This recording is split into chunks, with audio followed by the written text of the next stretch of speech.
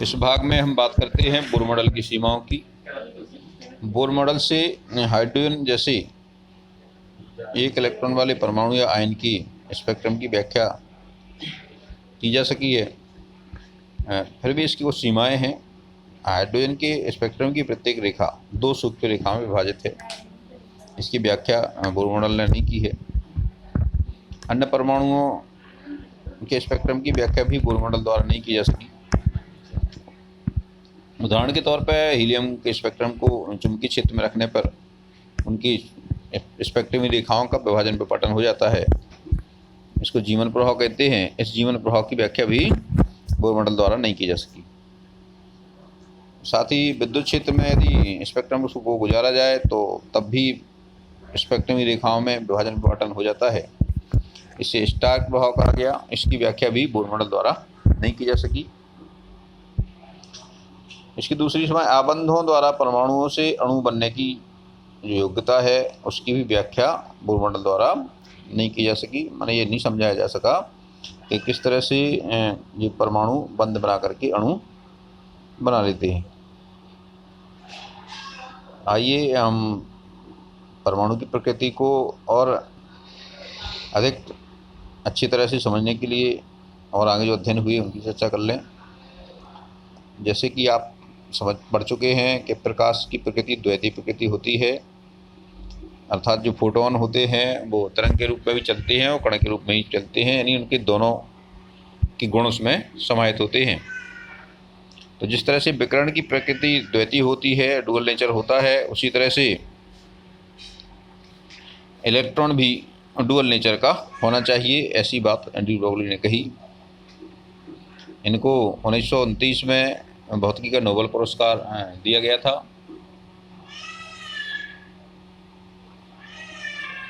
उन्होंने द्रव्यकण के लिए उससे संबद्ध तरंग की तरंगदैर्घ्य का समीकरण दिया, लैम्डा बराबर h/mv। ये फोटोन के लिए दिए गए तरंग समीकरण के जैसे ही है। उसमें लैम्डा बराबर h/mc, यानी c की जगह प्रकाश का वेग था, यहाँ पे भी इलेक्ट्रॉन का वेग हो जाएगा। और ये लैम्डा बराबर h/mv द्वारा हम तरंगदैर्घ्य निकाल सकते हैं। इसको हम h/p भी लिख सकते हैं। p मतलब संवेग। प्रयोग द्वारा देखा गया है कि इलेक्ट्रॉन में भी विवर्तन होता है। विवर्तन तरंग प्रकृति को स्पष्ट करता है कि इलेक्ट्रॉन की प्रकृति भी तरंग की प्रकृति है। इसी गुण के आधार पर ही इलेक्ट्रॉन सूक्ष्मदर्शी की रचना की गई। ये इलेक्ट्रॉन सूक्ष्मदर्शी द्वारा हम किसी भी छोटी छोटी वस्तु को हम 150 लाख गुना बड़ा करके देख सकते हैं। कितना? 150 लाख गुना। अब यहाँ हम देखें, डी ब्रोगली के अनुसार प्रत्येक गतिशील वस्तु में तरंग के लक्षण होते हैं। उनके अनुसार प्रत्येक गतिशील वस्तु में तरंग के लक्षण होते हैं, लेकिन जो अधिक द्रव्यमान की वस्तुएं होती हैं उनकी तरंगदैर्घ्य अत्यधिक कम होती है, जिससे हमें उसकी तरंग प्रकृति का पता नहीं चलता। लेकिन इलेक्ट्रॉन या अन्य अपरमाणविक कण, अपरमाणविक कण का मतलब है परमाणुओं से छोटे कण, यानी इलेक्ट्रॉन, प्रोटॉन, न्यूट्रॉन इत्यादि, इनका द्रव्यमान कम होता है। इसलिए इनके गति करने से इनसे जो संबद्ध तरंग है उसको हम प्रयोग द्वारा देख सकते हैं। आइए देखें, सूत्र में अपन देखें, लैम्डा बराबर h/mv है। तो यहाँ पे जो m है ये हर में है, और यदि हम m का मान बढ़ाते हैं तो लैम्डा का मान कम होगा। तो बड़ी द्रव्यमान वाली वस्तु है उसके लिए तरंगदैर्घ्य कम होगी, यानी हमें उसकी तरंग प्रकृति का पता नहीं लगेगा। यदि m को हम छोटा रख दें तो लैम्डा का मान बड़ा हो जाएगा, तो उसकी तरंग का पता हमें आसानी से लग जाएगा। हम दूसरी सिद्धांत की बात करें, हाइजेनबर्ग का अनिश्चितता का सिद्धांत। 1927 में वर्नर हाइजेनबर्ग ने एक सिद्धांत दिया। उनके अनुसार किसी इलेक्ट्रॉन की सही स्थिति और सही वेग का एक साथ निर्धारण करना असंभव है। इसमें कम से कम h/4π की त्रुटि तो बनी ही रहती है। यहाँ पे ये सूत्र याद कर लीजिए, लैम्डा डेल्टा x गुणा डेल्टा px बड़ा है बराबर है h/4π। 4 पाई। यहाँ पे डेल्टा एक्स स्थितीय अनिश्चितता और डेल्टा पी एक्स संवेग अनिश्चितता। इसको हम इस तरह भी लिख सकते हैं, एम को हम दाईं तरफ ले जाएं तो जी डेल्टा एक्स को डेल्टा भी बड़ा है बराबर है एच बटे 4m पाई के। यहाँ पे यदि हम इलेक्ट्रॉन की स्थिति सही पता लगा लें, मतलब डेल्टा एक्स कम कर दें, तो उसकी वेग में अनिश्चितता हो जाएगी, और यदि हम डेल्टा भी कम कर दें तो डेल्टा एक्स बढ़ जाएगा, उनकी स्थिति का सही पता नहीं लगेगा। तो कम से कम इतनी त्रुटि इसमें बनी ही रहती है।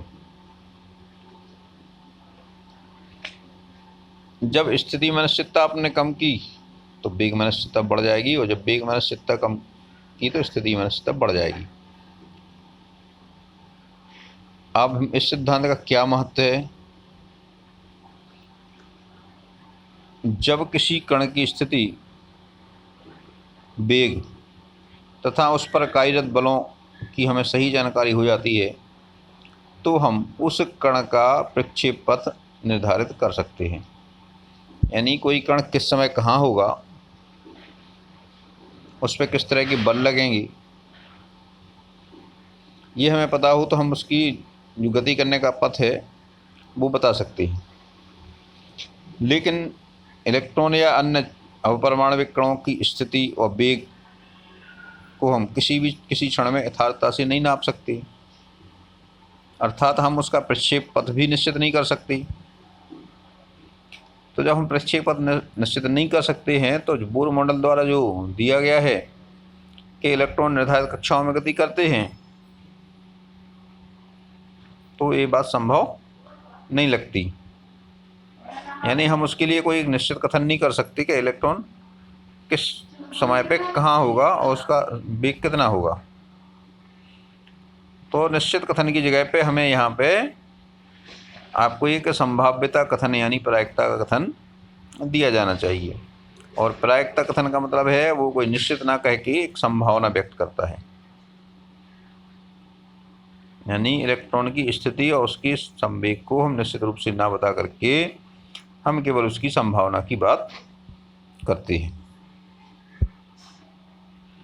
और ये अनिश्चितता का जो सिद्धांत है वो सूक्ष्म पिंडों के लिए ही प्रासंगिक है।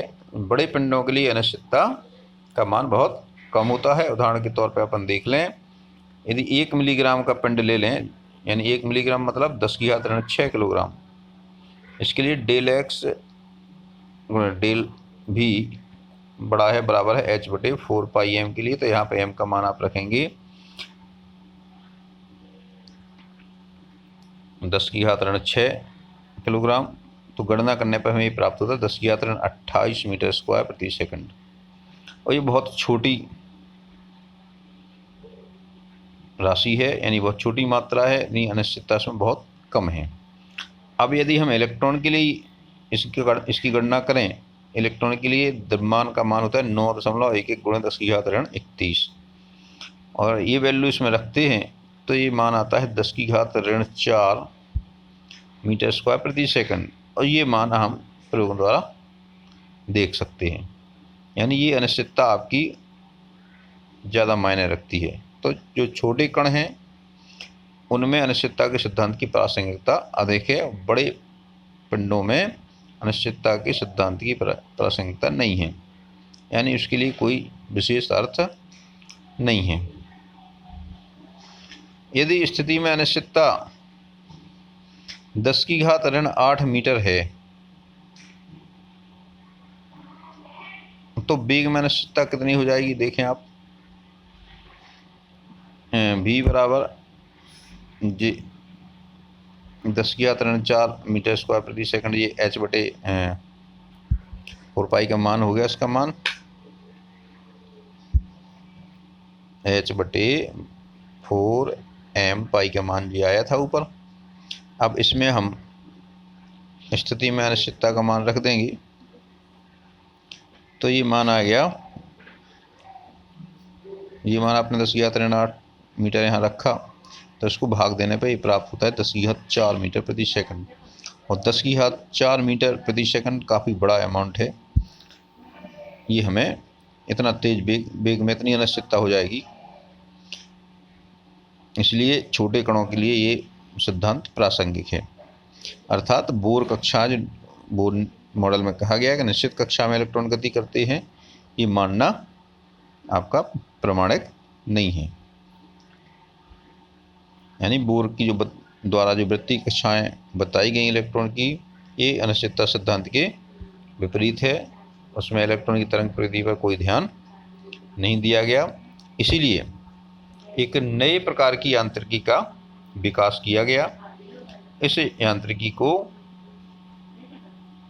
क्वांटम यांत्रिकी कहा गया, जो कि चिरसम्मत यांत्रिकी से अलग है। चिरसम्मत यानी क्लासिकल मैकेनिक्स। क्लासिकल मैकेनिक्स जो कि न्यूटन के गति के नियमों पर आधारित है, उसकी जगह अब क्वांटम यांत्रिकी ने ले लिया, जो कि हाइजेनबर्ग के अनिश्चितता के सिद्धांत और श्रोडिंगर के समीकरणों पर आधारित है। ये जो यांत्रिकी है, बर्नर हाइजेनबर्ग और एरविन श्रोडिंगर ने अलग अलग विकसित किए थे। इन दोनों के नाम से ही इसको माना जाता है। इन्होंने अपने अलग अलग जगह इसको विकसित किया। ये द्रव्य की यानी द्रव्य कणों की द्वैतीय प्रकृति पर आधारित है। इसके लिए श्रोडिंगर द्वारा तरंग गति के लिए एक समीकरण दिया गया। इस समीकरण को श्रोडिंगर तरंग समीकरण कहा जाता है। इसके लिए इन्हें भौतिकी का नोबेल पुरस्कार दिया गया था। ये समीकरण काफ़ी जटिल है, जो आप आगे की कक्षाओं में पढ़ेंगे। ये समीकरण ऐसे निकायों जिसमें ऊर्जा समय के साथ ना बदलती हो, उसके लिए इस प्रकार लिखा जा सकता है: एच कैप साई बराबर ई साई। यहाँ पे एच कैप एक ऑपरेटर है, गणितीय ऑपरेटर है, हैमिल्टोनियन ऑपरेटर कहलाता है, और जो साई है ये तरंग फलन है। हैमिल्टन ऑपरेटर को इस तरह लिखा जा सकता है: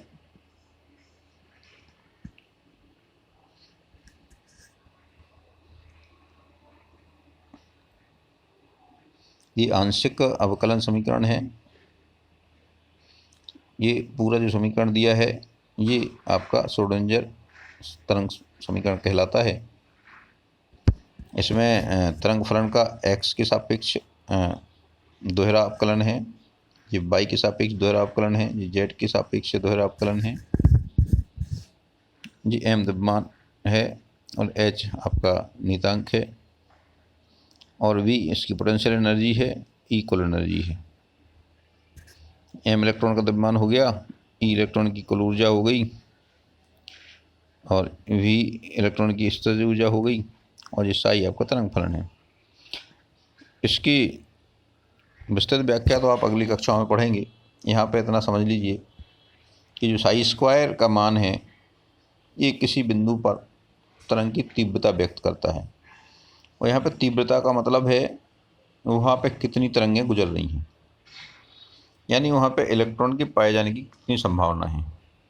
जहाँ पे साई स्क्वायर का मान अधिकतम होगा वहाँ पे इलेक्ट्रॉन के पाए जाने की प्रायिकता या संभावना अधिकतम होगी। इससे ही आगे आपको ऑर्बिटल का विकास देखने को मिलेगा। ऑर्बिटल भी इसी समझ में आएगा कि इलेक्ट्रॉन अनिश्चित रहता है, किस समय कहाँ होगा ये कहा नहीं जा सकता, लेकिन केवल उसकी पाए जाने की संभावना व्यक्त की जा सकती। तो जहाँ पे इलेक्ट्रॉन की पाए जाने की अधिकतम संभावना है उसको ही हम ऑर्बिटल कहते हैं। अगले भाग में पढ़ेंगे इसको। आइए अब हम क्वांटम यांत्रिकी मॉडल की कुछ सामान्य विशेषताओं को देखें। इसके अनुसार इलेक्ट्रॉन केवल क्वांटीकृत मान रखता है, मतलब क्वांटीकृत मतलब डिस्क्रीट वैल्यूज रखता है। ये ऊर्जा के ये मान श्रोडिंगर तरंग समीकरण के हल से प्राप्त होते हैं, यानी जो साई का मान है इस समीकरण को हल करने पर ही प्राप्त होंगे।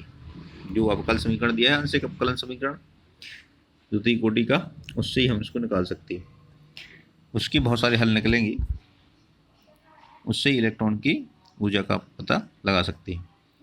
तीसरा है स्थिति और संवेग में अनिश्चितता के कारण किसी बिंदु पर इलेक्ट्रॉन के पाए जाने की प्रायिकता की बात की जाती है, वहाँ पे कोई निश्चितता की बात नहीं की जाती। चौथा है नाभिक के चारों ओर जहाँ पर साई स्क्वायर का मान अधिक होता है, अधिकतम होता है, उस क्षेत्र में निश्चित ऊर्जा के साथ इलेक्ट्रॉन के पाए जाने की संभावना अधिकतम होती है, और इसी अधिकतम संभावना वाले क्षेत्र को ही हम कक्षक या ऑर्बिटल कहते हैं। और इसके बारे में विस्तृत जानकारी हम अगले भाग में देंगे, यानी अगले भाग में हम इसकी चर्चा करेंगे।